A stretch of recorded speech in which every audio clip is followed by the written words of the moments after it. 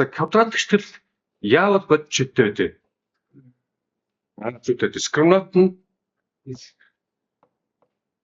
тэгээс эрсэх байх юм бол 2 бодит шидтэй гэж байна тий. Дискриминант нь тэг байх юм бол яг нэг бодит шидтэй. Дискриминант нь тэгээс бага байх юм бол яг бодит шидгүй. Тэгэхээр шидтэй комплекс шид байна. За ер нь бол яг дунд ангийн бодит шидгүй гэж. За манай бодлого болохоор 2 бодит шидтэй байх хэрэгтэй гэхээр ийм байх хэрэгтэй гэсэн үг юм байна шүү тийм үү? Ийм байх хэрэгтэй. За тэгвэл дискриминант гэдэг нь юу вэ? B квадратаас хасах нь 4-ийг үржих нь AC тий. Манайхаар бол B нь юу вэ? Хасах 5. За квадрат зэрэгшүүлж байгаа учраас нэмэх 5-тай адилхан юм шаардна.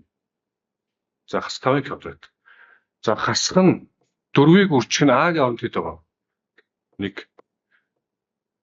C-ийн оронд хэд байна вэ? P-гээс хасах нь 5. За энэ дискриминант гэдэг маань яах ёстой вэ? Тэгээс эрсэх байх ёстой.